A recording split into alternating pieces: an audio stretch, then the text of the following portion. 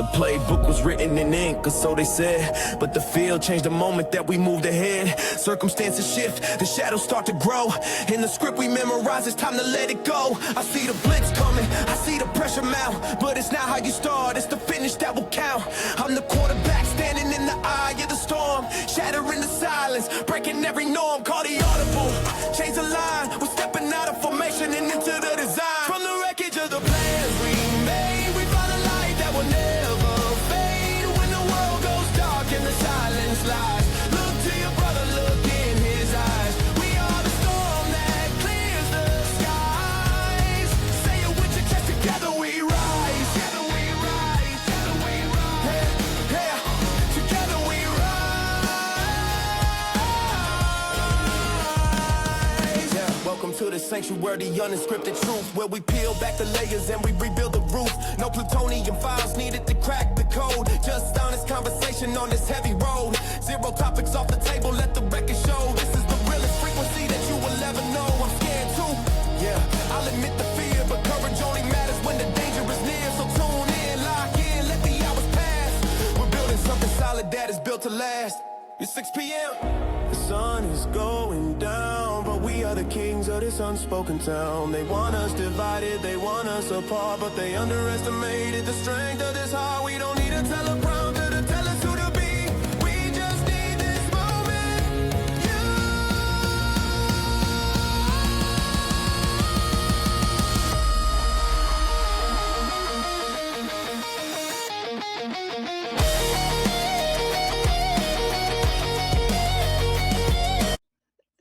Jesus, take the wheel because I'm about to crash the bus.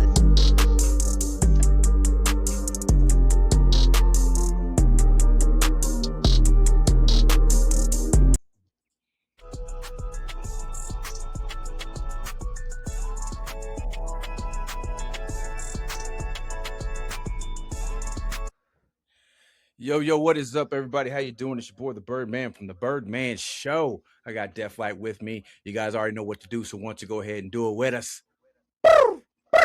That is right. We are here. We're back for the heck was that? I didn't have my phone muted. Oh, I was like, what just happened?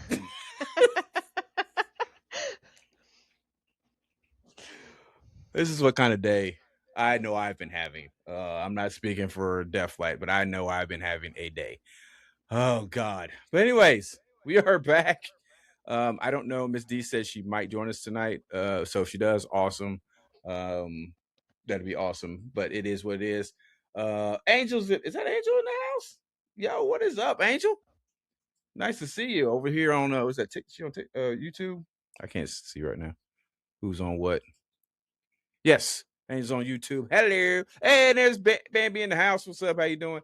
But yes, we are here. We are live on the Birdman Show. And we are about to do a You Be the Judge episode. Now, I'm looking now, and yep, I can tell you it has been a day because I didn't do your favorite lower thirds yet. For the You Be the Judge. It still takes my brain like a whole 30 seconds to figure out what the fuck is. Why is he talking about like a yard? It's like a fucking golf course. It's not right, man. It's not right. Oh my God. I remember the first time you did that, and you just looked, and the first time I didn't really pay attention to why you were looking. No, you don't crazy. say. I wasn't paying. There you go. Here it is right there. Here's your lower third. But yeah, I wasn't paying attention because I was looking off for something else, and then I happened to say it again, and you did the exact same thing. I was like, what's the problem? What are you talking about? What are you talking about? I was like, what? What do you mean? What am I talking about? I'm sorry. What the hell is that? Anyways, woo. Okay, we are here. We are doing an episode of You Be the Judge.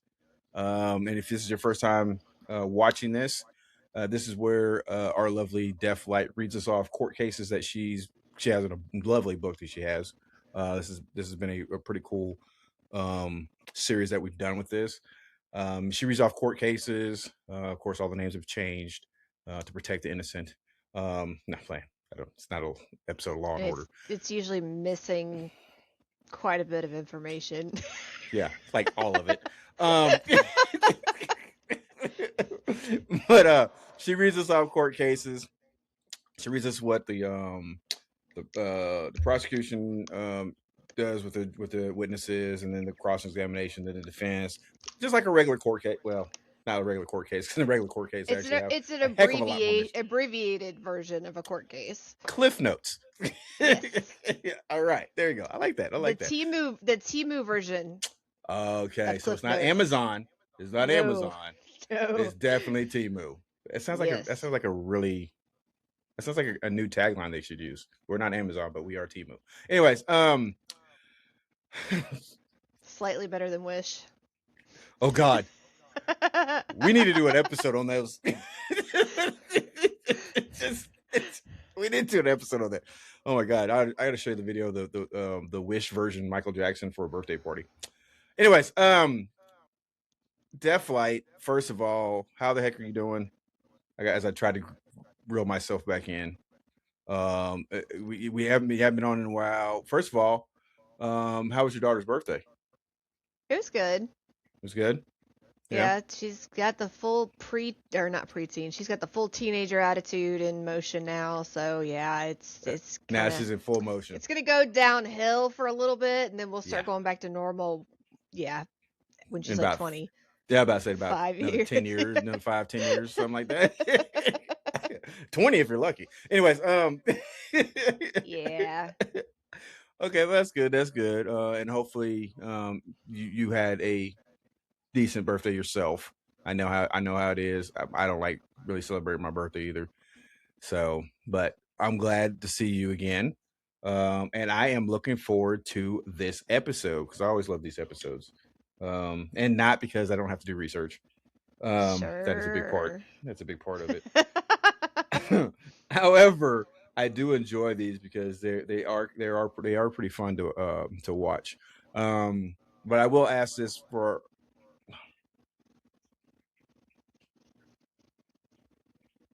Sorry, the child is in a full-blown panic attack out there, so I can hear her screaming over two closed doors. Like a mental skip or something. No, I didn't reset. Pause yourself. Yeah. I didn't reset. Don't worry, it's still the original Birdman. I didn't get replaced by a clone or something, and I had to reset myself. No, she's in a full-blown, and I'm able to hear her scream through two closed doors, and my headphones. So that's Anyways. But I am going to ask Angel and Bambi out there, please help us share this out, to help people, because like I said, we've had to make some changes. I'll do this quick announcement real quick. We've had to make some changes because we're having issues with TikTok, and I just didn't see the only reason I was on Restream to begin with was because of TikTok. So we've since had to make some changes. So kind of just help us get this out going and everything. I am going to try something later tonight, just to throw everything off, because I got to see if this is going to work. But we'll get there when we get there. Without further ado, however, I promise I won't do that voice I did earlier. I don't know where that came from, and I do apologize for that. It scared myself. It's like, I need to turn myself in. I almost call the police on myself. It got weird in here, and we weren't even live yet. So I mean, I'm just saying. Oh God. Okay. All right. Without further ado, Carrie, take it away. So this is a jealous husband resorts to violence. The state versus Kurt Schaeffer. Kurt this Schaeffer. How we coming back in? Yeah. Well, it was either this or. Look, we don't have a lot of good options left. Okay, I saved the ones that I was avoiding. Yes, so ma'am. It's only gonna get worse. Oh, okay, that's good. Kurt Schaeffer and Larry Hansen were best friends and partners in a construction business. Schaeffer's wife, Vicky, worked in the office as their secretary. Hansen was not married. The Schaeffer marriage went well in the early years and produced 4 children. But Kurt had an addiction to gambling that worsened to the point where Vicky asked him for a divorce and he moved out. Shortly thereafter, Kurt promised Vicky he would quit gambling if she would take him back. But she said she could not because she had fallen deeply in love with Larry. Who the freak is Larry? The cable guy? the the best friend and partner in the business. Oh, okay. I thought, yeah. Oh, gee, okay, cool. That was the very first sentence, Yeah, I Birdman. was. Very, very, very first sentence. You also got to remember, Birdman's got the whole studio, and now since I'm definitely doing all that stuff, I'm trying to get everything else going. So I apologize. Okay, I got it. Larry, business partner. Let's go. I'm And with you. best Let's rock friend. it. Yeah, whatever. Get the best friend crap. Anyways, I'm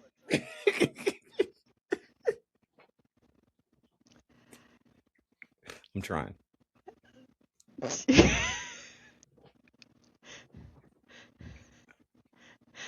I think you might need to, like, I don't know, meditate, do some yoga, Oh, I wish I get a could do some yoga. little woo-saw going on. I wish I could do some yoga, but I'd probably get stuck in one of those positions. Des would have to send me pictures because that would be fucking hilarious. Wow, really? Yes. Wow. Okay. That's cool. I'll text her later to make sure she does. That way she knows. 'Cause I know you Wow. will tell her. I'm not doing no yoga. You can forget that. Have somebody laughing at me and everything. No, I don't think so. Go ahead. Continue. So she said she couldn't take it back because she had fallen in love with Larry. Kurt became emotionally distraught over the news and at his separation from his wife and children. He also became increasingly jealous of Larry. Kurt went back to Vicky to plead with her one more time. He told her he had to have her back, but she told him her love for Larry was too strong. Kurt testifies in tears. So I guess he testified for himself. Dang. He says he went to the office with the intention of killing himself. When he walked in, Larry was there grinning at him. Kurt tried to shoot himself, but the gun jammed. He fired 3 shots at Larry, one in the arm, one in the neck, and one in the back, killing Larry instantly. What? Wait a minute. This escalated quickly. I mean, Jesus. There was no like here, hey, this is what happened, the background, and one day they just went straight into it, yeah. Jesus, Wild West. Okay. Wow. So he tried to off himself, gun jams. Jams, yeah. And so I guess he decided to check fire and shot 3 shots at Larry. One in the arm, one in the neck, and one in the back. In the back. What is he trying? You know what? I'm not trying to skip it. We're going rapid fire right now. I'm almost like, what the heck is he trying to claim right now? I know he ain't trying to claim self-defense. Oh, Jesus. Okay. Anyways, go ahead. Oh, God. This is, wow. I need a drink. He tells the jury he cannot remember the shooting. He's completely blacked out. No idea what happened. I wasn't there. I was in a land far, far away. This is going to be one of those, isn't it? Yep. A clinical psychologist testifies as to Kurt's state of mind, opinioning that Kurt was in such a heat of passion that he was incapable of exercising control and that he could not maturely premeditate and reflect on the seriousness of his conduct. That sounds like a whole bunch of just bullshit. I'm sorry. It just sounds like a whole bunch of bullshit. It sounds like it literally sounds like that. He came in after watching an episode of Law and Order or CSI or something, and it's like, yeah, that sounds good. I'm gonna say that. That sounds like a good way to get him out of this. Yeah. I saw this last season, episode 15. It's like what? Shut up! Oh my God. Okay, my blood's already boiling now. Okay, go ahead, ma'am. Kurt Schaeffer was the responsible party, but for which crime? Murder or manslaughter? Samuel introduces himself as the deputy district attorney. He looks like the chairman of a board of a major corporation and speaks slowly and deliberately. In sharp contrast to defense attorney Toby, who is light on his feet and looks like he is constantly holding himself back, nervous and ready for the starting gun. I'm not editing anything anymore. You can read the terribleness just like I do, okay? No, I'm sorry. It's just when you said the guy Toby, I immediately thought of a skit that Dave Chappelle did, and it was just hilarious. So I'm sorry. But no, this is wow. Who is this guy's publisher? I don't know. Probably got it from Timu. Anyways, go ahead. Probably. Well, no, Timo wasn't around back then, so this is definitely a wish. Oh yeah. Well, he made the wrong wish. He did. He Yeah, did. I don't know what star he was wishing on. Because I don't, as much fun as the series has been, this is not a very popular book. I don't think he sold lots of copies.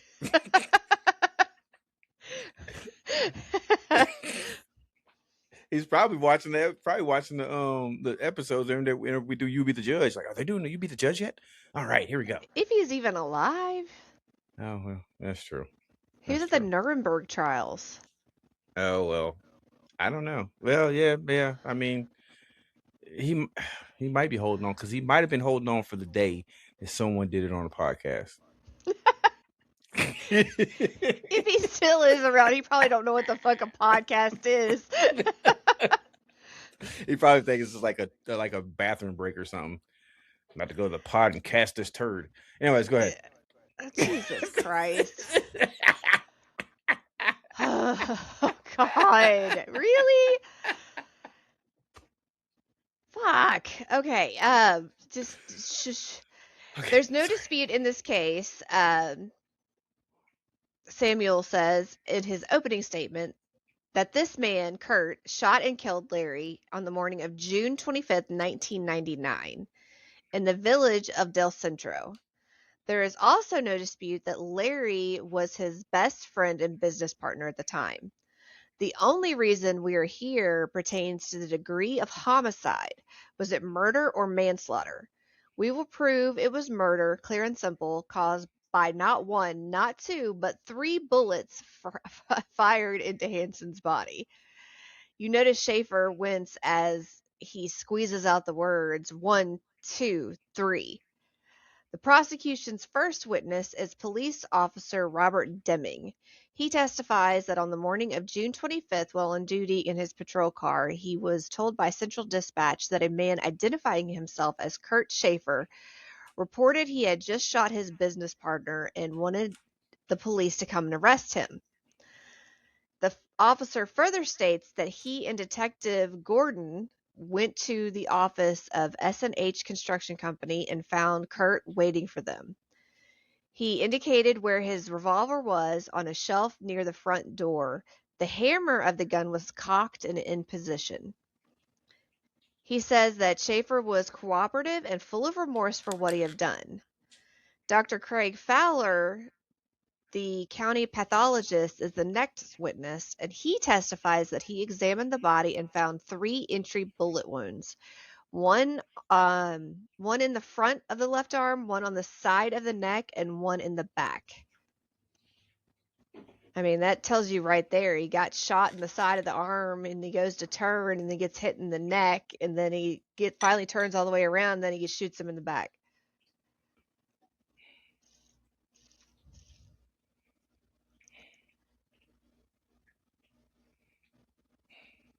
Okay. The next witness is a short man in his 60s. Sorry, I started reading ahead. Short man in his 60s, Ben. He is a cabinet maker who was working in his shop next to the defendant's construction office on the morning of the shooting when he heard what sounded like firecrackers. He gives the following answers to the questions by the DA. How many of these firecracker sounds did you hear? Simon says... Go.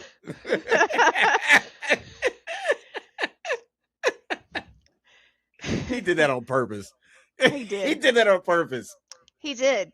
Ben says 3, bang, bang, bang, just like that.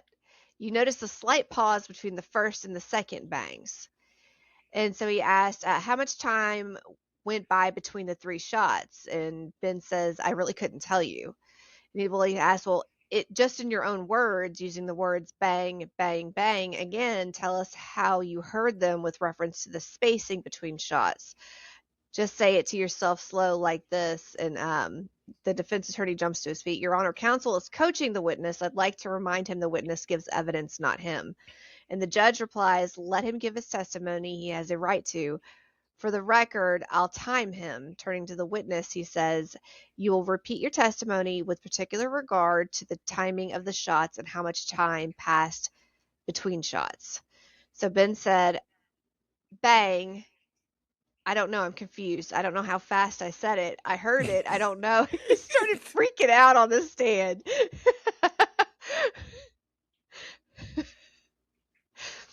Poor little Simon says.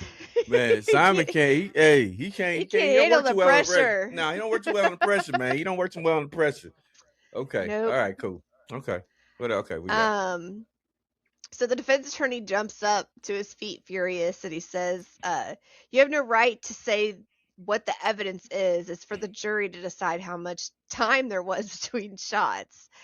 And the DA replies, equally pissed, I was merely trying to, and it's like, apparently these two are about to go at it because the judge has to throw down the gavel, and he says, you realize that the bang, bang, bang testimony must be important.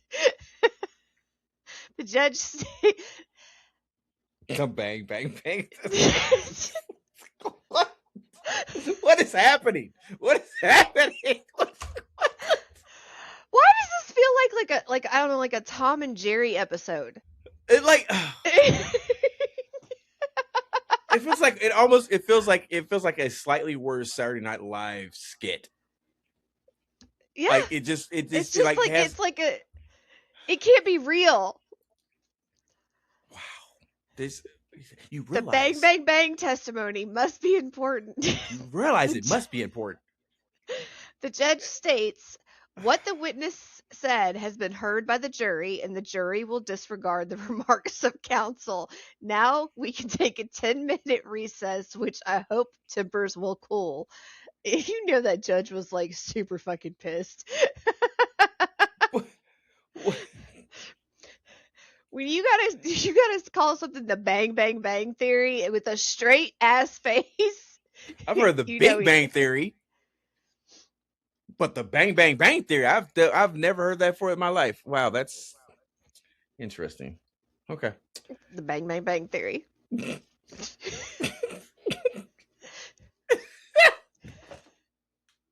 Now I'm thinking of Pops off of, I don't know if you've ever seen that movie, Boomerang, with Eddie Murphy. It's an older movie, but the guy that played, you've seen Friday though, right? You ain't got no job.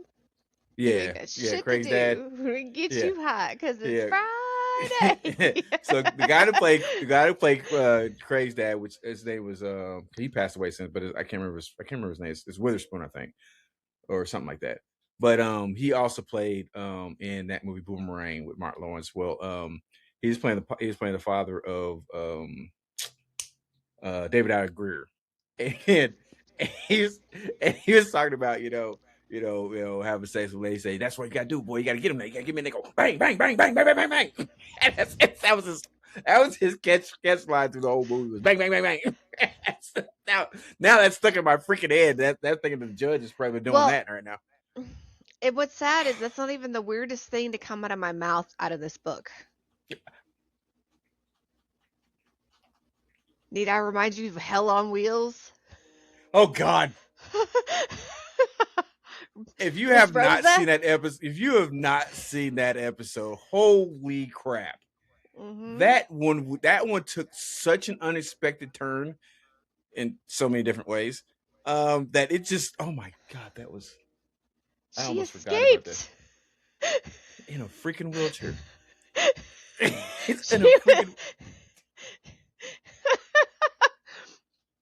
We might have to do like a special recap edition where we just recap some of our favorite You Be the Judge episodes. My niece is calling me. I'm about to embarrass her live. Uh-oh. Hello? Hi. Hey, babe, how you doing? I'm good. What are you doing? I'm doing my podcast live. You're on live. Oh, period. Hey, live. You're doing live. Yeah, that's There right. you are. You're doing a much better job than your dad, because your dad did the exact same thing to me last week. No, he did it Monday. It was Monday. He did it Monday. Yeah, so you did a much better job. He's like, oh man, you didn't have to. He's like, I'll call you back. I'll call you back. I was like, all right, bet. Yeah, You did a much better job. Great job, babe. I love you. I'm proud of you. Okay, well, I miss you. I miss you too. Call me back when you're done, and Yes. we can chat it up and plan some. I bet. Love you, babe. Okay, love you. All right, bye. Bye, live. I love my niece. Yeah, her dad did the exact same thing to Monday. Called me because he forgot we had the show on Monday. He's like, you didn't have to answer the phone. I said, have you met your brother? Why would I not answer the phone? An opportunity to fuck with you live? Oh, yes, I'm taking that. Exactly. John Witherspoon. There it is. Thank you, Shiloh. This is why I love Shiloh, man. Shiloh be bringing the heat with it. But yeah, that was a guy. He also played the voice of the dad on Boondocks. The Boondocks. That's a freaking hilarious TV show. But anyways, continue. Lord Jesus, this is so it continues after everybody like chills the fuck out. So the DA calls Miss Vicky Schaeffer, and she says, "You are Mrs. Kurt Schaeffer, the wife of the defendant." So it's the defendant's wife and the victim's girlfriend.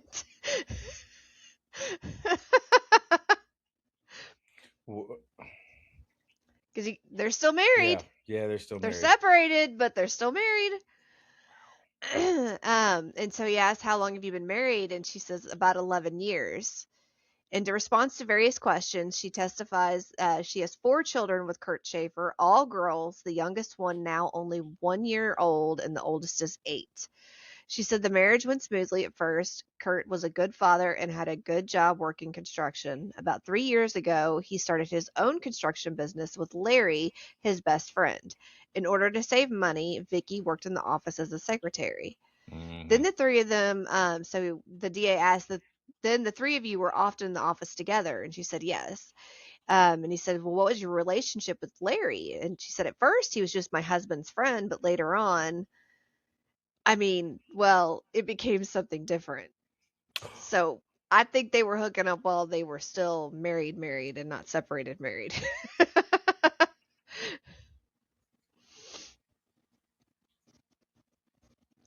During this period, when Larry and your husband were running the construction company, did your married life change at all? That is, did you have any problems? And she goes, oh, you mean Kurt's gambling? That started earlier. Kurt began to gamble heavily, horses and dog races. I told him he ought to stop, so he'd stop for a few days, but then it would get worse than ever. She starts to become emotional. She tells her, how Kurt bet larger and larger sums, that she tried to stop him, that they argued about it, their whole life changed. Kurt would lose his temper and yell at her, and he became a different man, touchy and irritable, and although he promised to stop gambling, he never did. Finally, she got fed up and asked him for a divorce. And he asked, did he agree? And she said, not at first, but he finally gave in and moved out of the house. And so he asked, well, then what? And he said, he promised if he joined Gamblers Anonymous, if I'd take him back, but I couldn't. Matters had gone too far, and I was in love with Larry. Was your husband aware of it? And she said, I don't know. I couldn't tell him. I couldn't hurt him that much. Yeah. Yeah. I'm gonna say it like this. I'm gonna tell you like this. Quick little bit of relationship advice. If someone does that to you, right, and they cheat on you with this is that, and they use the excuse, the last thing I ever wanted to do was hurt you. Trust me, it was still on their list. It was just the last thing that was on their list. So it doesn't matter. Like, go ahead, please continue.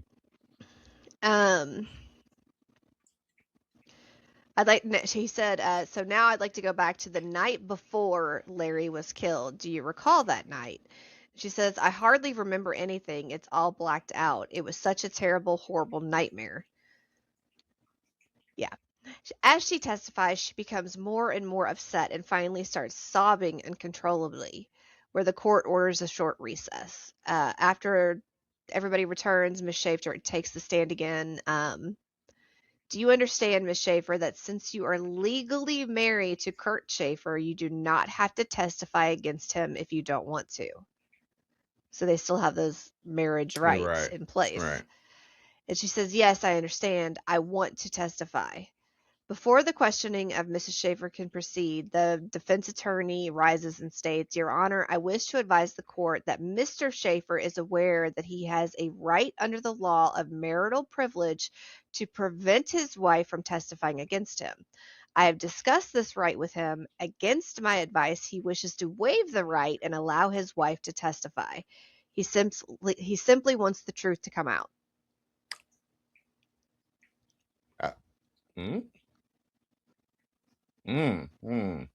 Okay, that's interesting. I don't know if there's an interesting twist going to happen or just sheer stupidity at this point in time. I don't freaking know. I mean, the whole thing's fucking stupid. But, okay, so we can stick with the sheer stupidity. Okay, yeah. All right. Okay. So the judge says, thank you, counsel. The court appreciates the defendant's wish to have the truth disclosed. The district attorney may proceed with direct examination. So he says, Miss Schaefer, you had a conversation with your husband in your home early on the morning of June 25th, 1999. What was it about? And she said, he accused me of being out all night with Larry, and I told him that it was none of his business where I was, that I had the right to do what I wanted. What is the next thing you recall? And she says, he said he was going to kill me. And what did you say? And she said, I don't know. It was awful. I couldn't believe it. I was hysterical, but I finally talked him out of it.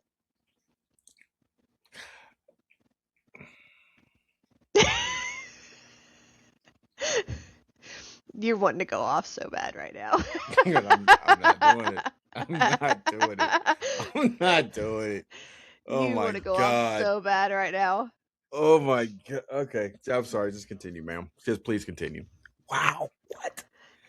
So he asked, well, then what? No, wait a minute. Time out. Wait. Wait a minute. So you mean to tell me that this fool said that he, well, first of all, okay, so they're technically separated. I don't think they were legally separated. I think like he moved just kind of out, moved but out. He just moved out. That was it. Okay, so then they're still technically, they're not technically, they're still married. There's no actual legal separation. And she has the audacity to say, it's none of your business what I was doing. And then for her being so wired as far as her emotions and just like, I can't believe I blacked out, or I can't remember, I was so distraught. But she was able to talk him out of killing her. I mean, if my soon-to-be ex-husband was saying shit like that, I wouldn't have said, but I finally talked him out of it. I'd have been like, finally talked him out. Talked him out of it? That means there was probably at least a good 30-minute conversation or more. Probably longer. That's what I'm saying. Like, finally talk. Yeah. This was not a hostage negotiation. I would have been like, I finally called the cops. Exactly. That's like, that would be what came out of my mouth. Like, babe, you know what? You're right. You know what? I'm messed up. You know what? I tell you what. I'm gonna go to the bathroom, take a shower. How about we go out and grab something to eat? How about that? And I'd have walked in there with my phone. Hey, you better come get this fool. Like, I would have told him everything while I'm jumping out the bathroom window. There's no talking nobody out. Somebody say some crazy stuff like that. Man, I'll tell you something. You know what? I'm sorry. I didn't mean to. I did not mean to. I'm trying to keep it civil tonight. Please continue. Well, and fun fact, a lot of jurisdictions, you can actually text 911 now, so you don't even have to make a phone call. Oh, wow. That was what I had to do the last time I saw my ex. Wow. I mean, I'm glad they finally actually did something like that. Because I mean, you're talking about trying to play off calling somebody if you're in a situation where you can just sit there and say, "Oh, just who are you texting? Just blah blah blah," or I'm just sometimes Googling whatever, or yeah, because text is easy to disguise what's going on. So yeah, fun fact for you. You can text that's awesome. 911 in most jurisdictions. Not all of them have a capability of it, but a lot of them do now. I just don't understand why that would not be accessible to everyone everywhere. I can see it maybe in It's the smaller size of the towns. county. Yeah, it's the Yeah, size I of the can. counties and the cities and stuff. Because there's Yeah, still a lot of small towns out there. yeah. I mean, I get it. It is what it is. I mean, I hope that technology finally starts catching up and they're able to start doing these types of things. I'm tired of seeing these Mayberry type freaking situations. As fun as it is for criminals. Anyways, go ahead. Obviously, they were not in Mayberry, but maybe they were. I don't know. Finally talked him out of killing her. Yes. So he asked, "Well, then what?" And she says, "Then he called Larry all kinds of names and that he was going to kill him." 2 death threats, 1 conversation. But I talked him out of it. And no cops called. No cops called. No. Mm. So the prosecutor steps back and says, "Your witness." So the defense attorney stands up and he says, "You hate the defendant, don't you, Mrs. Schaeffer?" And she reacts with an almost hysterical outburst. "Yes, I hate him. He killed the only man I ever loved." Dang! She was married to him for 11 years and have 4 kids. And she never loved him. I couldn't have been the judge. I'd be like, "Hey, we're going to take a short recess. I need everybody to clear the room except for them 2. Sir, handle your business." Like, what? 11 years, 4 kids. And she's going to say that he killed the only man I ever loved. So the defense counsel waits for her to calm down, and he says, "You say you lived with your husband for 11 years, bore him 4 children, and yet you never loved him?" Hey, I mean, it's a valid fucking question at this point. I mean, that's a better follow up to anything we've ever responded to from any defense or prosecution lawyer so far. He actually said exactly the thing. The guy who wrote this book hates attorneys. Yeah, I could tell. We could tell. Yeah.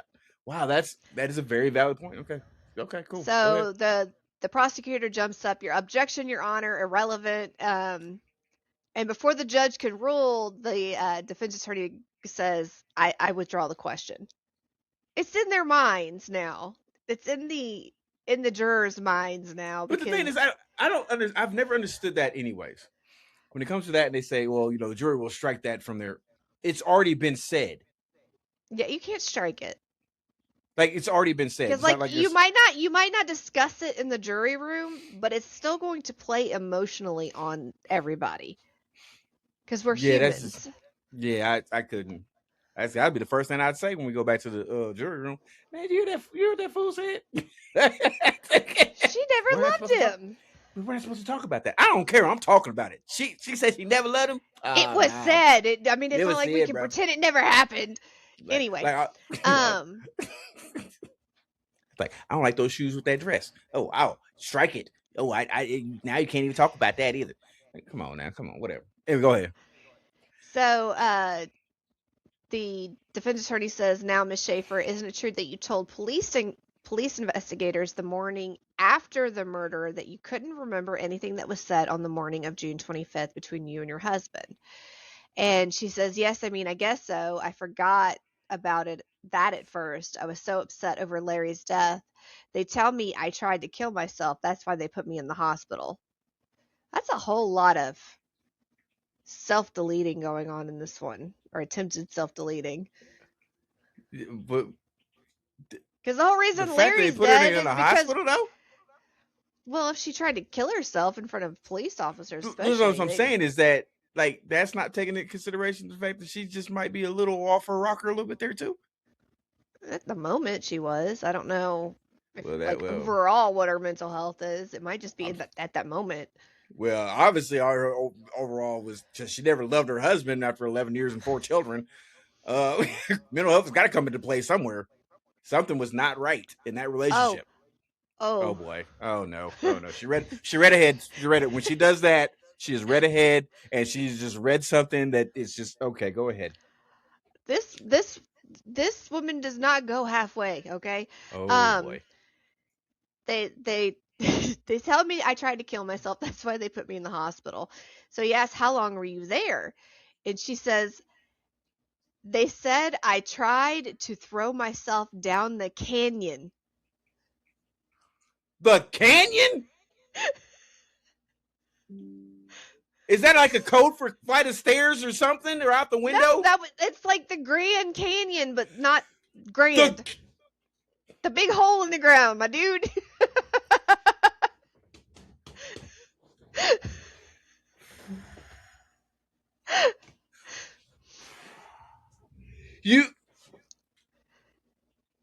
Not off a bridge, not off a building, down a canyon. She tried to eat herself out of a canyon. We're not doing that. What we're going to do is we're going to take a commercial break, because if not, I'm about to have a freaking aneurysm. Are you? We'll be right back after this. We're going to take a commercial break. Yeet. Hey, what's up, everybody? It's your boy, the Birdman from the Birdman Show, here to let you know that we are now powered by Riverside FM. That is right. The Birdman Show is back on Riverside FM with one of the easiest ways to create a podcast. Riverside has amazing editing tools and an unmatched community of experts that will help you take your podcast to the next level. Ace wants to tell them a little bit more. With Riverside, what you get is you get a superior listening experience with crystal clear audio. You don't have to worry about the audio drift. And connectivity, it's easy and simple. It's not a problem. Riverside is a simple, powerful podcast studio. You can easily get down to making a great podcast of your own. That's right. So if you want to start your free account, just head on over to Riverside FM and tell them that Ace and the Birdman sent you by. And we'll see you guys in the clouds.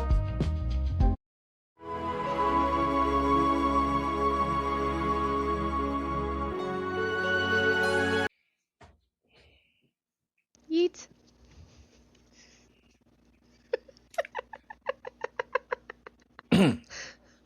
Hello everyone.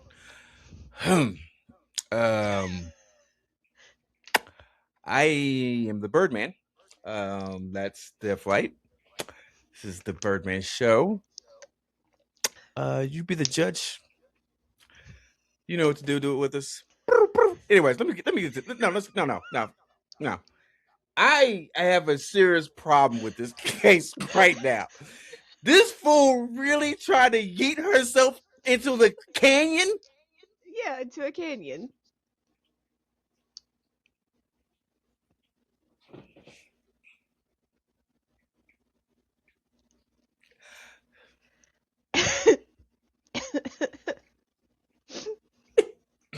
Jesus, what is going on? What? So she can't remember anything that's going on. Nope. She didn't even remember trying to eat herself. She don't remember. She said, "What?" She said, "Apparently, they said I tried to just yeet myself into the canyon." They said I tried to throw myself down the canyon. She said that. That fool said that. She sure did. They said she sure did. That would imply she has no recollection. I do not recall, sir. I do not recall eating myself. Try to eat myself. Like,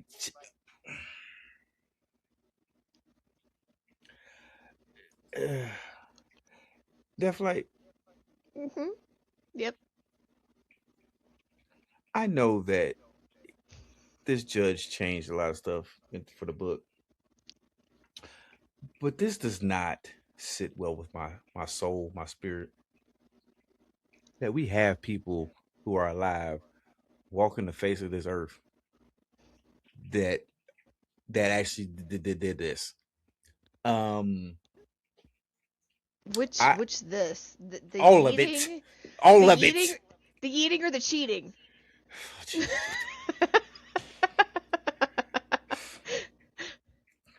This sounds like this sounds like a poor pilot episode for a new soap opera. It does.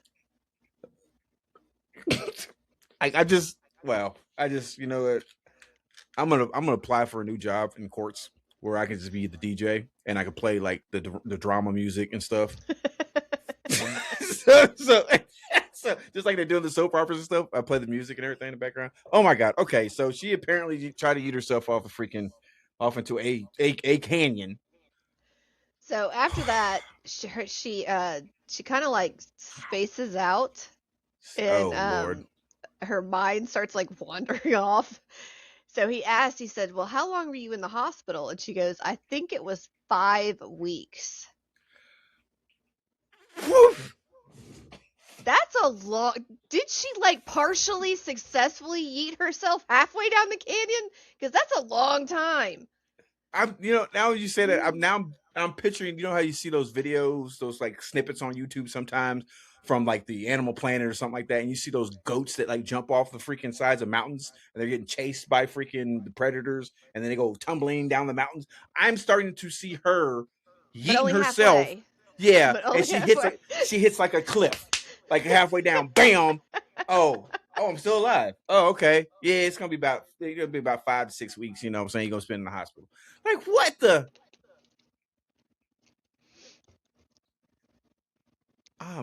I just. So really, he said, really in awe right now. and how much time passed before you remembered this threat made by your husband to kill Larry? And she said, "I don't know." Was it after you were out of the hospital? And she said, "Yes." So he says, "Actually, you were out of the hospital a week when you first mentioned this threat. You haven't remembered that until then, right?" So she was in the hospital for 5 weeks. And then a week after that, that's when she magically remembers the threat.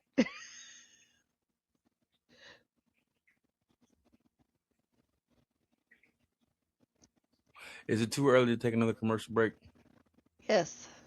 Darn it. She's hurting my head. Everything else I was okay with up until this point, but she's really hurting my head. So, okay, so just so I'm clear, I just want to make sure I'm clear. So she either she did or didn't. We don't know. We can't confirm. Yeeted herself off of a canyon, or off into a canyon, and she had to have because I'm pretty sure at the time of this testimony, she should have still been in the fucking hospital, okay? Because it gets worse as I read. Oh my God, it gets worse. How much more time they have her up there? You ready? Oh, no, I'm not ready, but go ahead. It's like a train wreck. You can't look away. Go ahead. Okay. So he says, "Actually, you were out of the hospital a week when you had first mentioned this threat. You hadn't remembered until then, right?" And she goes, "You know what I'm going to say? Yes, yes, yes." She starts getting like aggressive. Dang, did she shoot Larry? She sounds more upset than he did. So he goes, "Okay, just one or two more questions." Because I think she's like still fucking unhinged at this point. Did you tell your husband when he was leaving that night that Larry was a better lover than he ever was? Oh, no. She says, "I don't know. I don't recall." And he says, "Try to recall. Larry's a better lover than you ever were. Is it possible you said that?" "Objection, Your Honor. Anything is possible."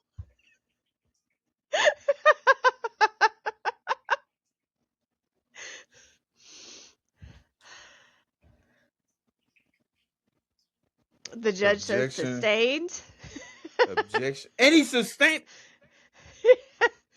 He said, "All right, is it probable you said it?" And she says, "I may have said it. I could have said it. I don't recall. So he stands there for a moment, letting the answers and this testimony sink in, and he says, "Thank you, Miss Schaefer, that's all." And the judge calls a recess for lunch. I'm pretty sure that the judge is questioning his sanity on what job they're doing right now.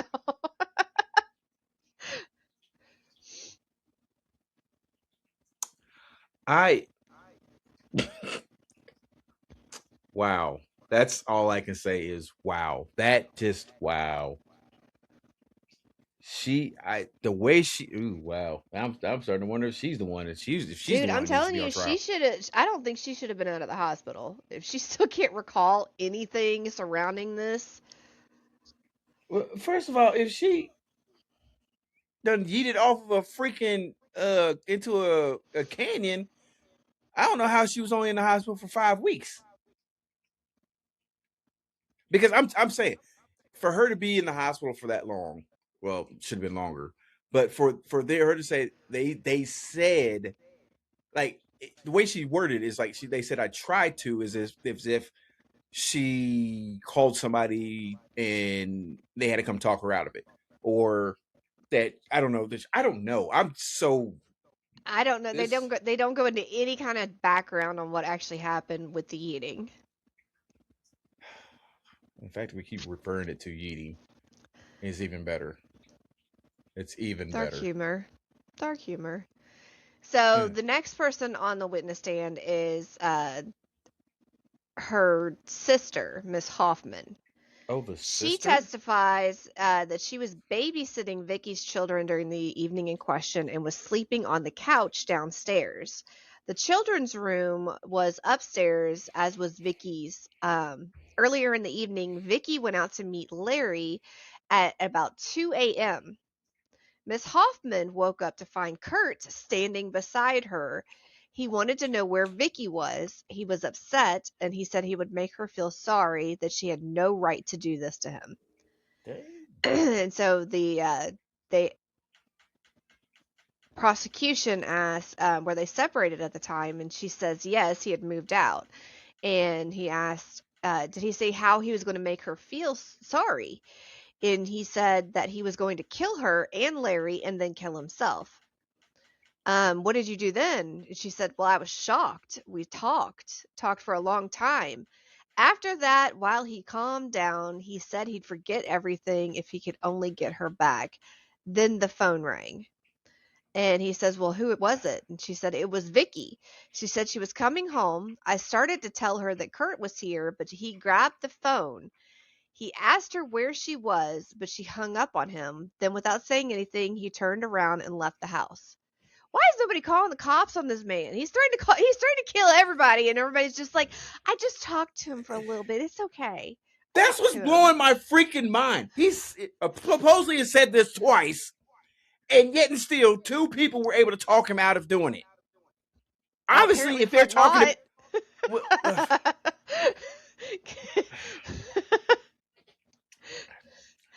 apparently they're not very good at their job.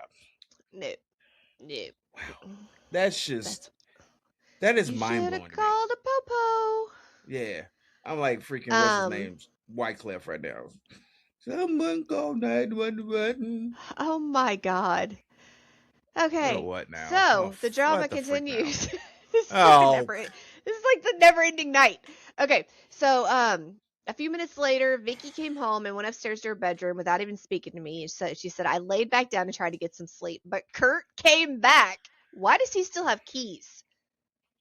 Because they're not they're not freaking divorced. They're just but he's threatened to kill you. That revokes key privilege. Well, they talked him out of it, so they figured they could talk him out of it again. Okay, well, he came back.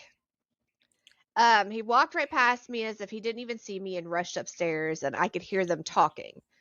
And so he asked, well, what did they say? And she said, I couldn't hear their words, but they were yelling at each other. And after a while, Kurt came down, and he came down the stairs slowly. And Vicky came to the top of the stairs and shouted something after he left. I heard Vicky talking to Larry on the phone and telling him that Kurt was on his way to the office. This is like 2:30 in the morning. So why was Larry there? She called Larry.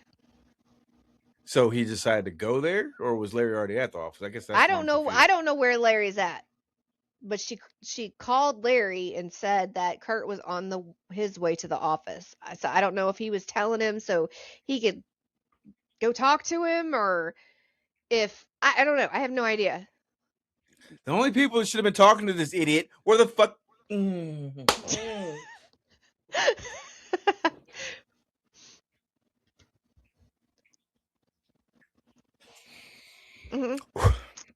Yep. Okay, continue. So he said, "Thank you. That's all." And the defense attorney gets up and he says he only has a few questions. And he said, "You and Kurt were good friends. You knew he loved Vicky very much, and you tried to bring about a reconciliation. Is that correct?" And she says, "Yes." "You didn't like Larry?" And then so the prosecutor says, "Objection, irrelevant." Judge says, "Sustained." And so he said, "Okay, you could tell Kurt was very upset that night." And she says, "Oh yes, especially when he left the last time, he was shaking." So he asked, "Well, is he shaking out of control?" And of course, objection, calls for conclusion. The judge pauses. He looks undecided. Finally, he says, "Overruled. You may answer." And so she Finally. says, "Yes, you could say that." In a heat of passion? And she said, "Yes." "That's all. Thank you." So he rises as if he wants to ask more questions, but then he just waves his hand and sits back. The state rests. So the defense, in the case for the defense, various witnesses, including several prominent citizens of the town, testify that Kurt Schaeffer has a good reputation in the community as a peaceful, law-abiding, and honest person, that he loved his wife and children very much and desperately wanted his wife back. Then why is he threatening to kill everybody? Anyway. So now Kurt Schaeffer takes the stand amid a murmur of expectation. He's about 33 years old. He's got a short beard, blue glassy eyes. He tries not to look at his wife, who's now sitting in the very back row. After a few preliminary questions in which Schaeffer identifies himself and states how he and Larry started a business together, his attorney comes to the question of the gun. So he says, "Did you have a permit for it?" He said, "No." "Then you bought it illegally?" He said, "No, I found it in a junk pile about 2 years ago. It was an old gun and I took it. It was rusty and I didn't know whether it would work, but I cleaned it, oiled it, and saw that it would operate." So he finds this revolver, this rusty revolver, in a junk pile and cleans it up. Okay. So he says, "Well, what did you do with the gun?" And he said, "I kept it under my mattress to protect my family." Under your mattress? Yeah. This is the freaking 1940s? How many freaking revolvers do you find laying around in junk piles? That's another thing. Obviously, if it's in a junk pile, it was probably involved in another murder. Yeah, there's probably some bodies on that gun. I'm just saying. Yeah, we might need to be talking to Curtis about a few other things. Mm-hmm. What the freak? Go ahead. So the attorney says, "Now, Mr. Schaeffer, I'd like to get to the day this tragedy occurred. Where were you that night?" And he said, "I went to a meeting for Gamblers Anonymous. I felt like I was making progress, and I wanted to tell my wife. So I went to her house, only she wasn't there. But her sister was, and the kids were sleeping upstairs. And Addie, which is her sister, and I talked." And he said, "You heard her say you talked of killing your wife and Larry and then yourself, didn't you? Isn't that true?" And Kurt says, "If she said that, I guess it's true. I don't know." Nobody knows nothing. Not a single one. So the attorney goes, "But then isn't it true that you calmed down and put aside those thoughts of killing?" You're like, bro, I'm trying to help you, man. What's going on? What are you doing? It's not what we talked about. So of course the The other attorney goes, objection, Your Honor, he's leading the witness. I have no objection to the defendant telling his story, but let it come from him, not his attorney. And sustained, please proceed. All right, just tell us what happened next. And Kurt said, the phone rang, Addie answered, but I knew it was Vicky and I grabbed it. I talked to her, but she hung up on me, so I left. And he said, well, where did you go then? And he said, I figured they were at Larry's place, so I drove out that way. Then I saw our truck, the red one, coming the other way. Larry was driving. There was somebody with him. I thought it was Vicky, so I turned around and went back to the house. The truck was gone, but I knew Vicky was inside, so I went back in. And he said, you talked to Vicky then? He said, yes. I told her I had to have her back. She said things I don't remember. I was upset, but she looked at me as if she'd never seen me before. She said she was in love with Larry and wanted a divorce. I can't remember. And he just stops talking and he starts crying. So the attorney's like, can you go on? And he's like, yeah, go ahead. Do you remember her saying, why you gotta keep rubbing this shit in this fucking man? Just open it. I'm starting to feel bad for this guy. And he says, do you remember her saying that Larry was a better lover than you? Bro. Like, bro. How many times are you gonna bring this up to him? Like, whose lawyer are you? Whose lawyer are you? He says, no, I mean, yes, she couldn't. He's basically stuttering all over himself at this point, which I don't blame him. And he said, you don't want to remember that, do you? And the other attorney's like, objection, leading, sustaining. And she said, did she say it? And there's a long pause. And he said, yes, she said it. So, Jesus Christ. That's got to be like some form of badgering the witness at this point. Poor guy. Fucking hell. Man. Like, bro, listen, and I've been there, man. I've been there. Not to the point where I shot somebody, but I've been there. I've been cheated on, man. It is tough. Like, it is like tough, man. Especially you get in that situation and you find out everything's going on, and you like your mind just goes all over the place. You know what I'm saying? I'm very thankful for the times I say that, but it's going to sound weird no matter what. I'm thankful for the times I got cheated on because of the training I went through in the military. And the fact that I was able to keep those types of emotions in check enough to where I can remove myself from the situation. That's where I'm going with that. But if I stayed in a situation, it's good. Well, I might not be doing this podcast with you right now. Unless they let me do a podcast from prison. Anyways, I don't think they would. But seriously though, I mean, I have no idea. I have no idea what's going on with this freaking case. Like, there's nothing is making sense to me. I think they should put her under the jail too. Oh God, just please continue because I don't know where the freak we're going with this. Oh, don't do it.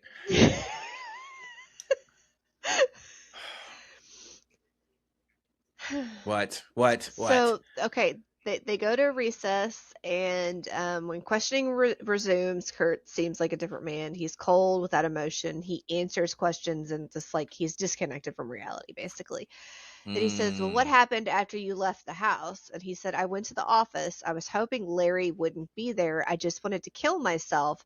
But when I walked in and saw Larry there grinning at me and said he wanted to talk to me, then I don't know. I shot him. I tried to shoot myself, only the gun jammed. That's all I can remember.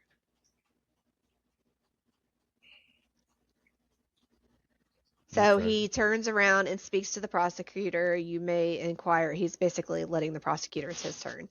On cross, Schaeffer, Kurt, is often confused. He presses him to recall what his intentions were while he was driving around that night, while he was at the house, and even after he left Vicky, but he can't remember. He can't remember at what point he got the gun. He wasn't in control of himself. He apologizes to the court for not being able to remember. He said, I'm sorry, sir, but it's all a jumble in my mind. I want to tell the truth. I did it. I was wrong, and I deserve to be punished.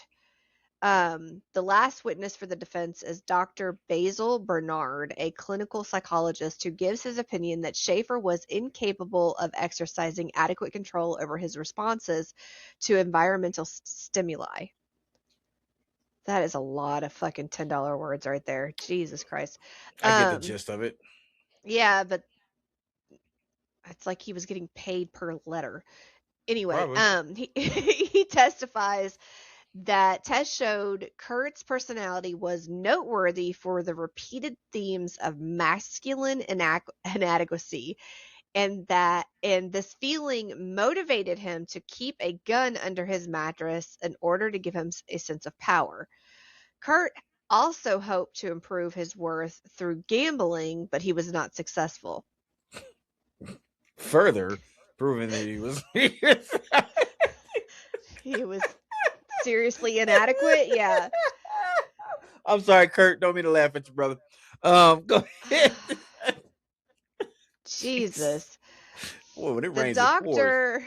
the doctor then concludes his testimony by stating that Schaeffer's mental capacity was diminished at the time of the shooting to the point where he could not maturely and deliberately premeditate and reflect on the gravity of his act. He was in such a mental state, a heat of passion, that he could not really think about what he was doing or what it meant. The cross-examination adds a little, after which the defense rests.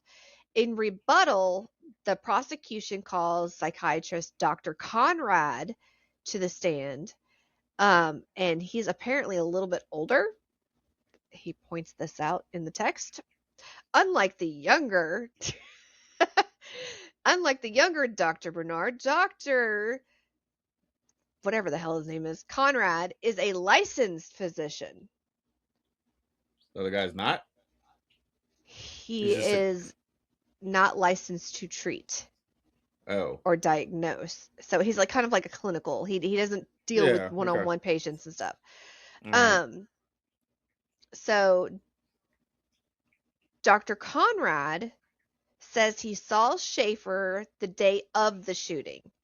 He concludes that Schaeffer was legally sane at the time of the shooting, and that he could distinguish the difference between right and wrong and was aware of the nature and quality of his act.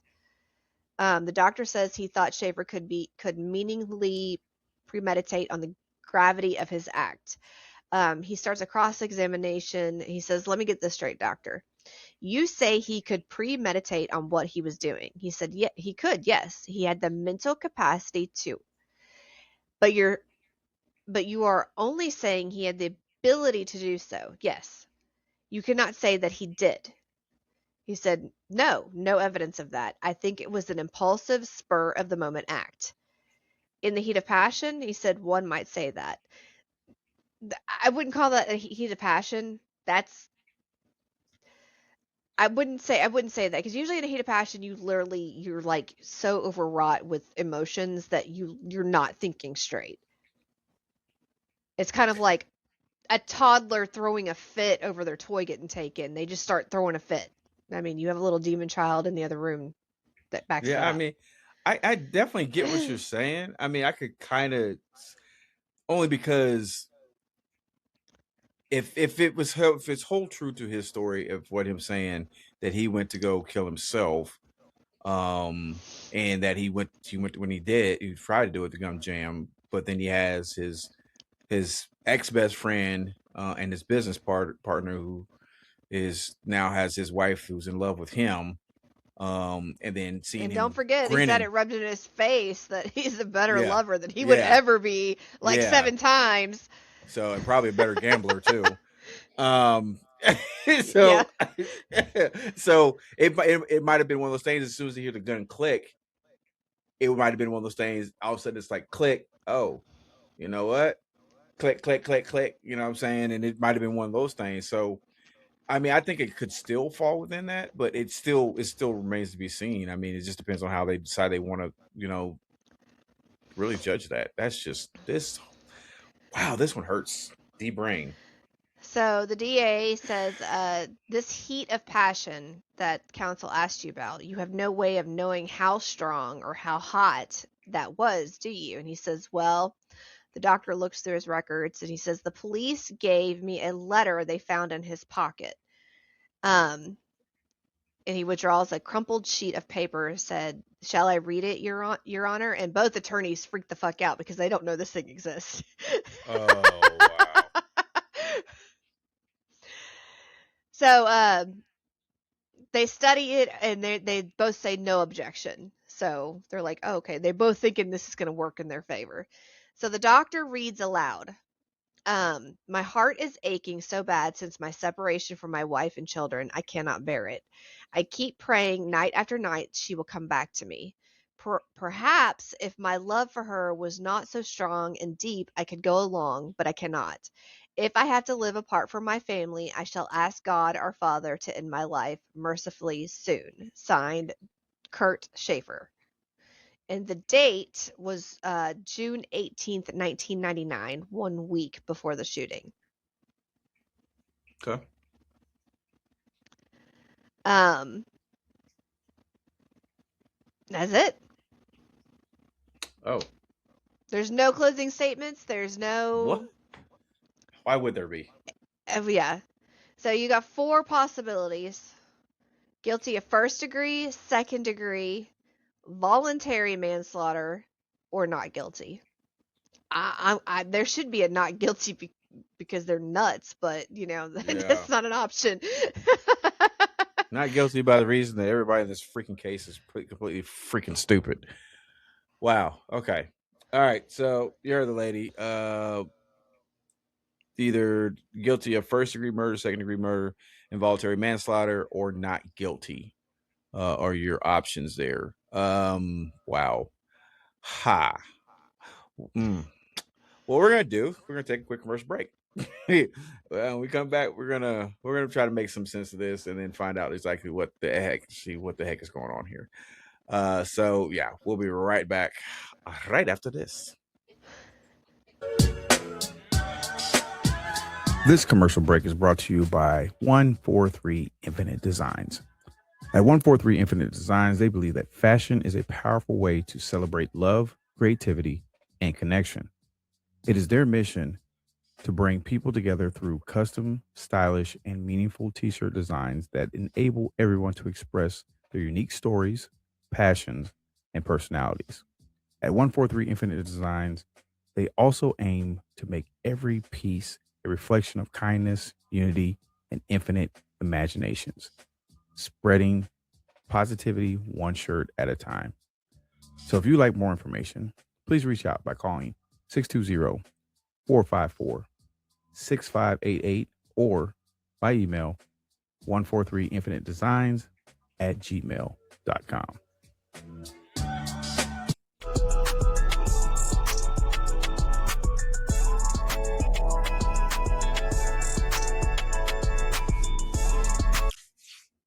What is up, everybody? How you doing? It's your boy, the Birdman from the Birdman Show. I got Deathlight with me. You guys already know what to do, so why don't you go ahead and do it. Ahoritas.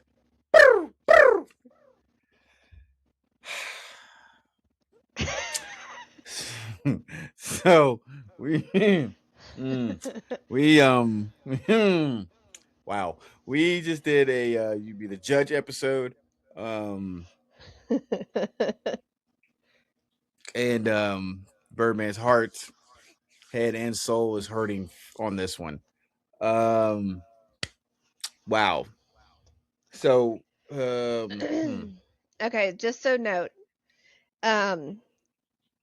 first degree murder, that one, most people know what that is. Second degree murder occurs when the killing is with malice, aforethought, but without deliberation and premeditation.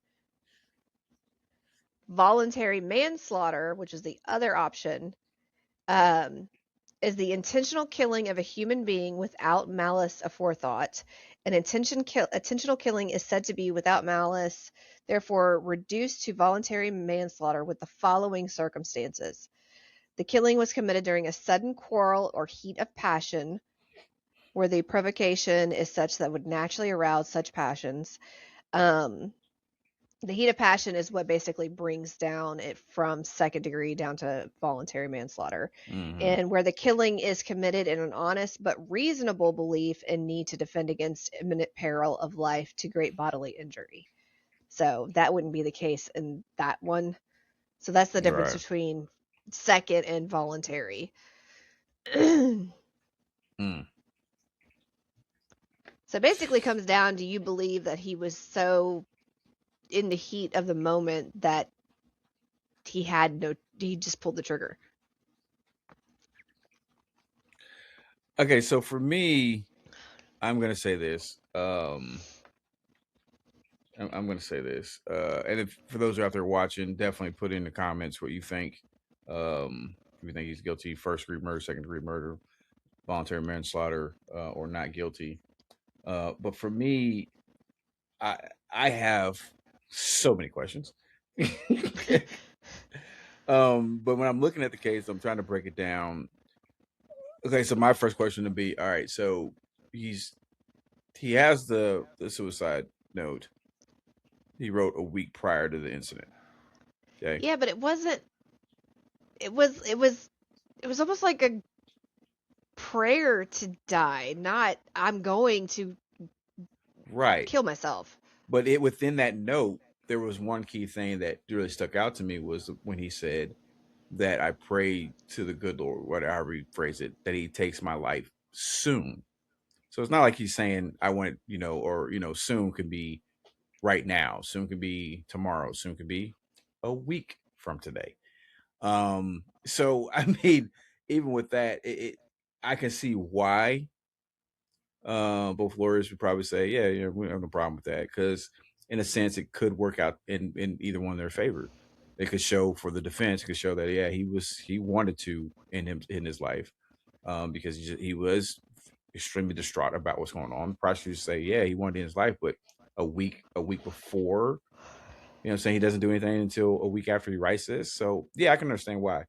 Another thing that kind of sticks in my mind is, number one, while all this is going on, he's driving around, right? He goes to the house, comes back to the house, or leaves the house, comes back to the house after he sees his business partner / ex-best friend, and supposedly what he thinks is his wife too, driving in, he said, their truck.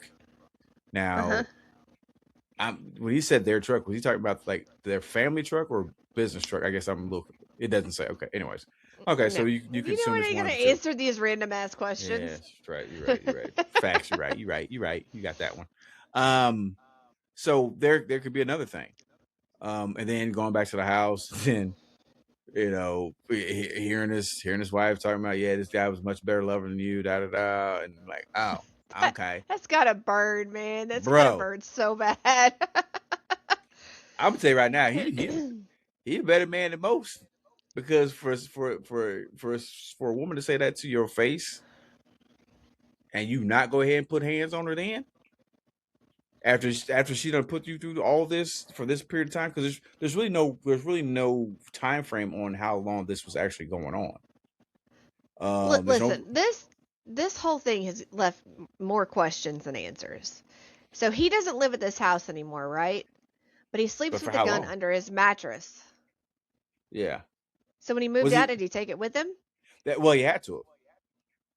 Well, or did no, he get not it, necessarily. or did he get it when he was upstairs talking to his wife? Yeah, that's what I'm saying. But she lost her shit and couldn't fucking remember anything. Well, because she was thinking about throwing herself off a cliff or off into the canyon. I'm thinking like WWE now. Jey Uso. Eat.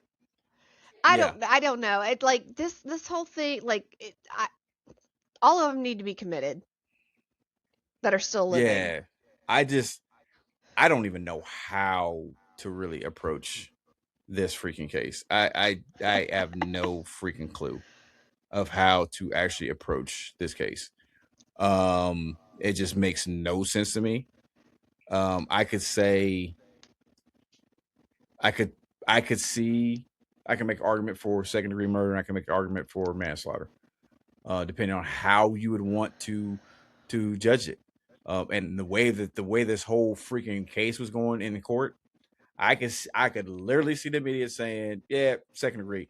I can almost even really hear say not guilty. Like I don't think it's first degree murder. I don't think, because even though he may have said it, the fact that multiple people talked him out of it, and say, hey, but then what But they happened is, didn't talk him out of it. They just well, delayed it. well, the thing is that each time he was talked out of it, something else was thrown on top of it. So the wife talking to him and talking him out of it, then comes back and says, yeah, well, he's still a better lover than you. You know what I'm saying? That then would reignite the fuse. So yeah, you could probably Why talk would somebody she out of it. call him and say, hey, he's headed to the office right now? Like, that's what I'm saying. Like, why? Because it's 2:00 in the morning. Yeah, it's like 2:30 in the morning at this point, maybe 3. So yeah, so hopefully Larry was taking his dumb self home and not to the office. I don't know why he would go to the office anyways. And he was saying about he probably told her he was going to the office because he just, he probably wanted to go there. And if he was going to do what he was intending doing, it almost seems like Larry was going over there to fuck with him, and he fucked around and found he did. out. If he came in talking about it, he saw him and he just grinned at him like, "Hey, yo, we need to talk, brother." Like, "Hey, man, I'm playing it, I'm giving it to your wife." You know what I'm saying? That was like the ultimate fuck around and find out. He did. Oh, he found out 3 times. Mm-hmm. He found out 3 times. Yeah. So I don't even know, fam. I just gonna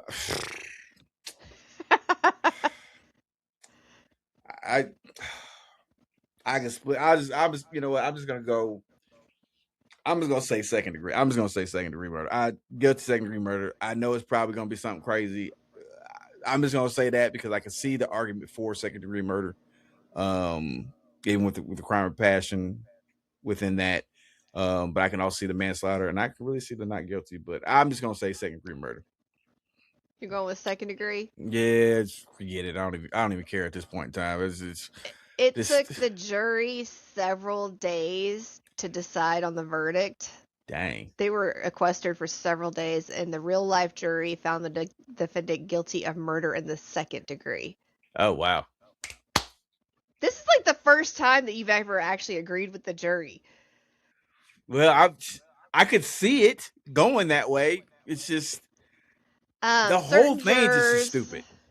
The certain jurors could not vote for first degree murder because of the doubts to his mental state at the time of the shooting. I think his mental state is still in question. But if, some could not put aside their sympathy for his position in the love triangle.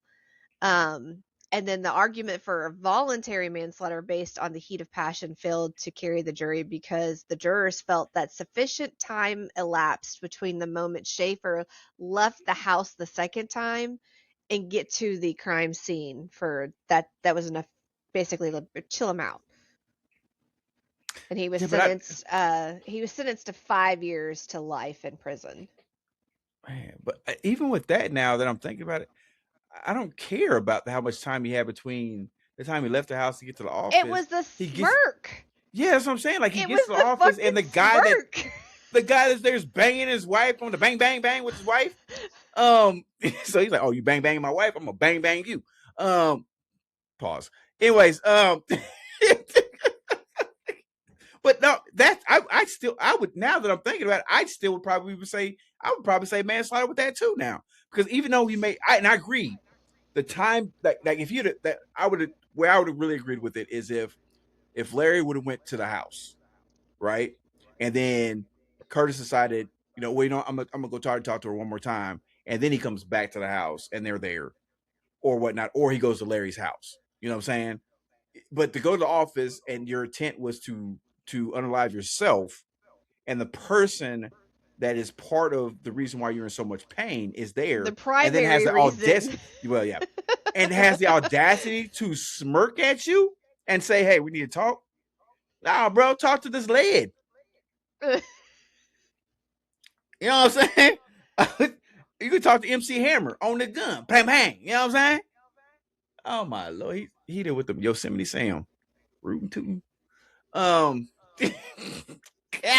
I mean, like I said, I could see the second degree, but even after hearing what you just said about the jury, like that still doesn't sit with me, because like, yo, you've been going through this like this emotional roller coaster, up and down, and then the final nails being driven in your coffin when you try to speak to your wife one more time, and then she comes down and she's talking about, yeah, well, he's a better lover than you. I'm telling you, man. I'm telling you. People just don't understand. And there's just some people out there, men and women. I'm not putting this on. I'm not putting this on women. I ain't putting this on. Both sides of the party need to be careful how you choose your words when you speak to people. You know what I'm saying? She out there boo-hooing. Mhm. Yeah, you killed the only man I ever loved. Even though I was with my husband for 11 years, we had 4 children. He killed the only man I ever Wait, loved. 11 years? What the Like, dang, that's more than most college roommates be spending time together. Like, I mean, you that's a roommate. That's not a freaking spouse. Like I say, hey, I've been in some marriages like that, so I get it. They're more of a roommate than they are a spouse. So I mean, it is what it is. But wow, that's wow. Wow. Mm.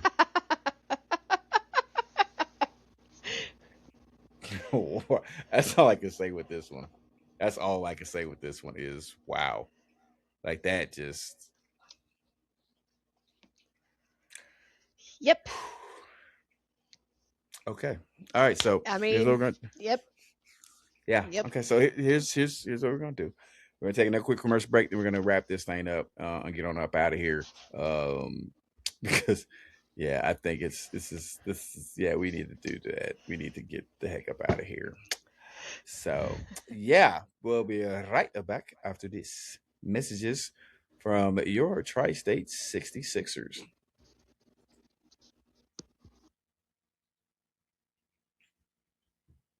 Maybe. Or not. Oh, there it is. That's right, 66er Nation. Stand up for your Tri-State 66ers. Now, if you're a small business, you're a big business. If you're a local business, if you're a national business, and you are looking to sponsor a minor league basketball team, look no further than your Tri-State 66ers. We're a minor league program that's based out of Pittsburgh, Kansas, but we are looking to partner with local businesses within Pittsburgh, Parsons, Fort Scott, Frontenac, Columbus, Independence, Kansas, which is my hometown, as well as Coffeyville. Any business that's looking to partner with the Tri-State 66ers, we're looking to do that. So definitely get a hold of us. You can reach us by email by just simply going to that email down at the bottom of the screen, tristate66ers.basketball@gmail.com. You can also call us at this number, 620-454-6587. And then, of course, you can always check out any of the Tri-State 66ers basketball games, as well as some of the new segments we're going to be introducing, like the Coach's Corner, where I'll be on there interviewing players, coaches from around the league over on our YouTube channel. So looking forward to hearing from everybody, hearing from you, and stand up 66 Nation as we drive on and become more and better professionals.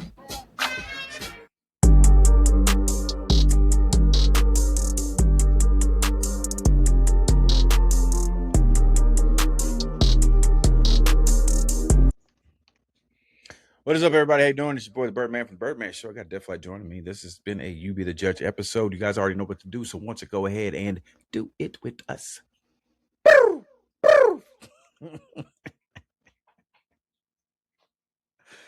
Oh my God, Carrie. There's just some episodes just leave you speechless. This is one of them. So what are your final thoughts on tonight's episode? Other than we need to burn them. I have a headache. I'm just burn the whole system. Just burn the whole system. Just start it all over. Just burn the whole system down. Yeah, I definitely have a headache after that one. Good God Almighty. Wow. I don't have anything else to say. I just don't. don't forget tomorrow we have the Birdman Show recap. We'll be right back here tomorrow 6 p.m. Central Time for the recap of this episode, as well as Monday. Well, not really Monday's episode. We'll talk a little bit about Monday's episode. Well, we're not an episode's production meeting for our Conspiracy Files series. So we might touch on a few things from there, but we'll do the recap here for tonight's episode, because I definitely have more questions, and I'm probably gonna write those down. So definitely be looking forward to that for tomorrow. Like you said, or like I've said before, you can catch any of our episodes, especially live, on our YouTube channel, as well as any past episodes, by simply going to YouTube and typing in at TBS216. You can also do the same thing over on our newer platform, which is Rumble, by going over to Rumble and typing in at Birdman Show. And then, of course, at any point in time, if you want to join the studio audience live, you can just go over to Riverside Studios and go to riverside.fm/studio/Birdmans-studio. That's riverside.fm/studio/Birdmans. That's Birdman with an S at the end -studio. Really enjoyed it. It was it was something. So thank you once again, there, Miss Deathlight, for bringing that one to us. Yeah, I'm just gonna leave it at that. Now I will say this. Ow, if I can grab it, freaking breaking my arm. I'm going to be introducing this to the show at some point in time. It's backwards. God bless it. It's right. I can see it the right way. Oh, it is? Okay. So mine is just showing that it's back. So good. As you say. But this is just it's an encyclopedia of serial killers. Yes. So definitely going to do some deep diving into this. That sounded so weird. Yeah. Anyways. So yeah. Carrie, this is good. It's good talk. Good talk. Glad you decided to leave back in after being gone for 2 weeks with this one. Thank you so much. 3 weeks. 3 weeks, sorry. 3 weeks. Oh, even better. Came back after 3 weeks and lead with this one. Yeah. Good choice. Good choice. Anyways. You have anything else you want to say to the good people before we get up out of here?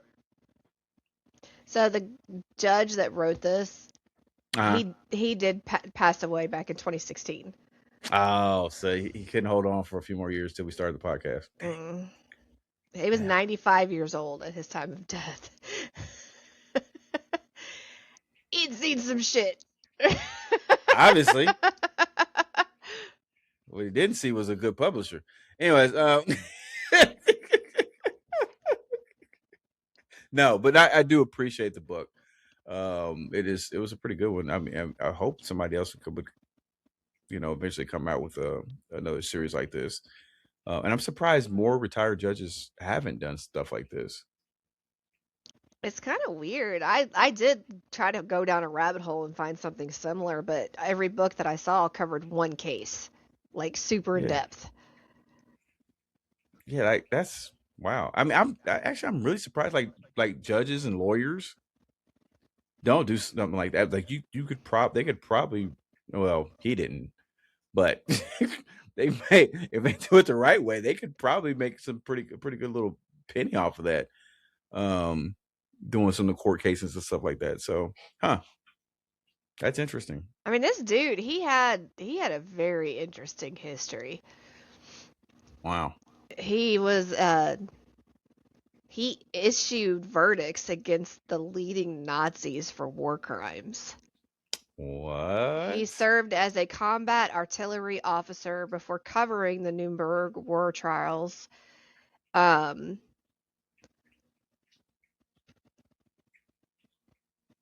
Like did he write a book, or he was focused in a book? Oh, he was focused in a book about the trials. We might just need to do a You Be the Judge episode on the judge. That sounds pretty. He sounds more interesting than some of the cases in this book. Oh, He led a life. wow. That's kind of cool. We might consider that.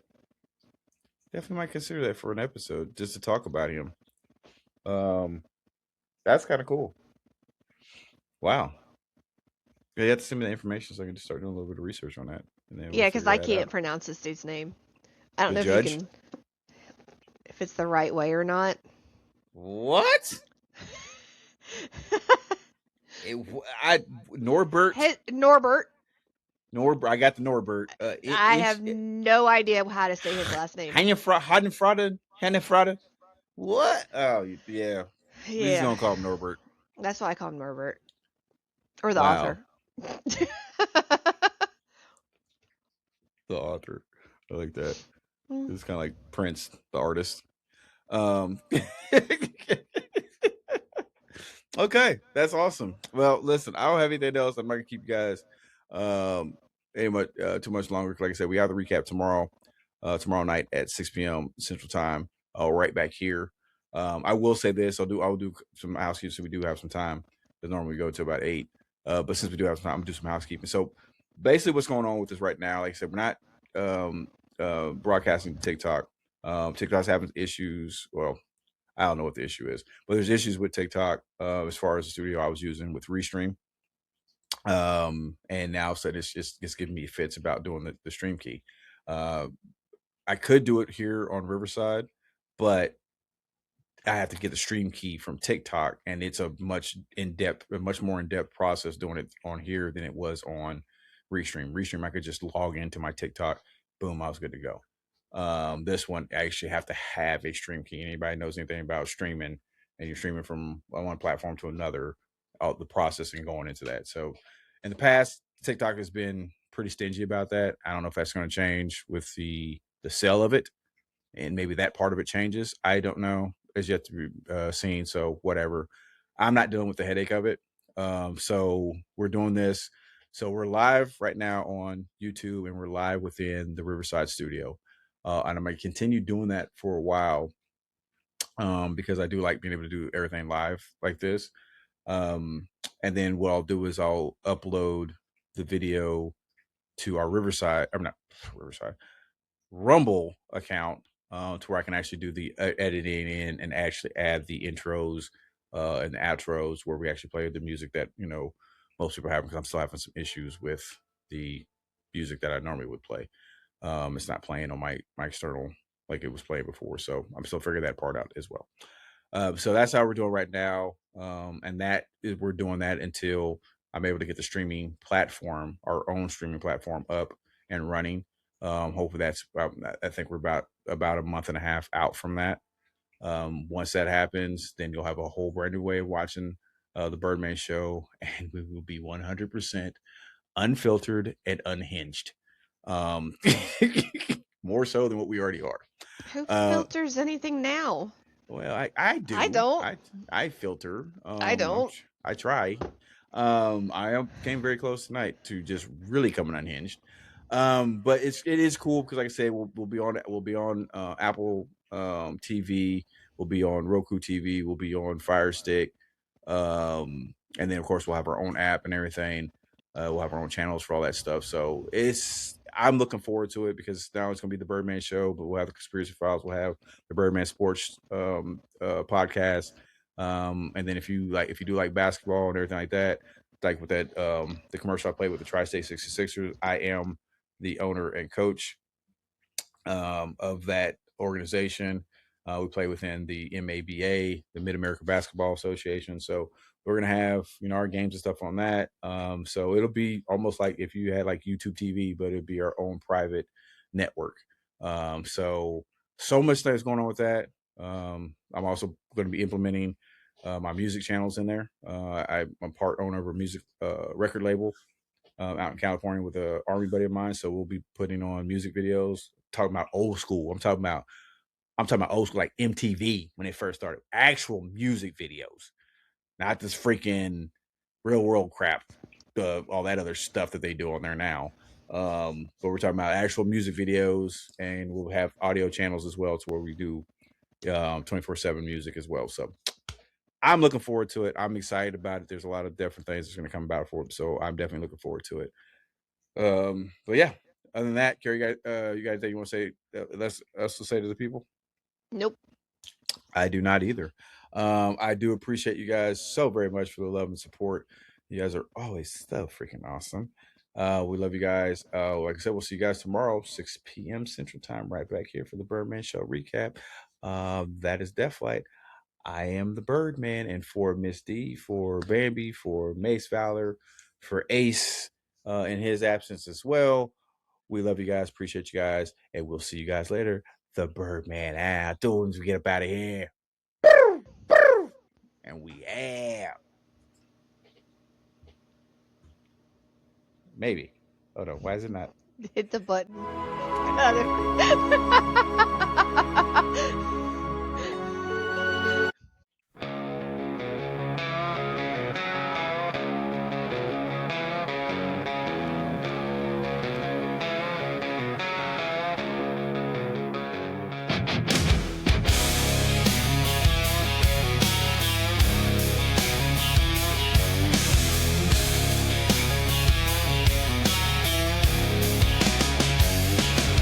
We walk into this room with the weight on our chest, armor dented up from the battles and the stress. No scripts on the table, no masks on the face, just the raw, uncut reality of this place. I'm not here to tell you that the world is alright, I'm here to stand with you in the middle of the fight.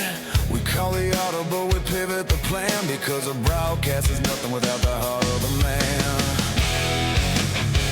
When the fire gets hot, we don't run, we collide, burning off the rust, leaving nothing to hide. Like a blade on the steel, yeah, the spark's gonna fly. We forge a new strength under this open sky. You sharpen me, brother, and I sharpen you. Iron sharpens iron, it's the only way through. Together we rise.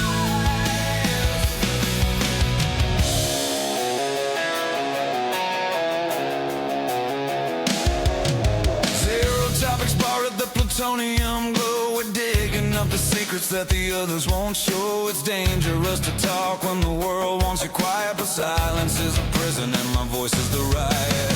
So turn the mic up, let the levels peak red. We're waking up the living, we're disturbing the dead. When the fire gets hot, we don't run, we collide, burning off the rust, leaving nothing to hide. Like a blade on the steel, yeah, the spark's gonna fly. We forge a new strength under this open sky. You sharpen me, brother, and I sharpen you. Iron sharpens iron, it's the only way through. Together we rise.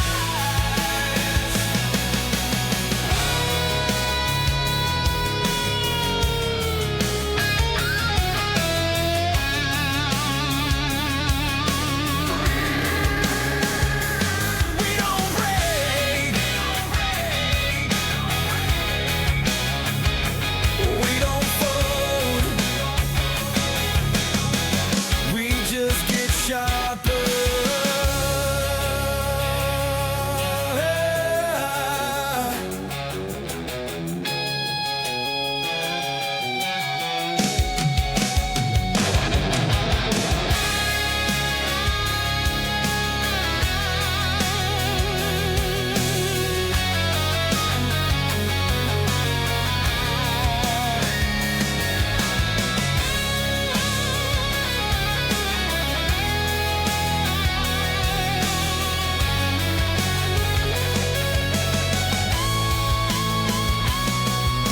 The circle is unbreakable. The body's undeniable. Check the mic. We're still here. Together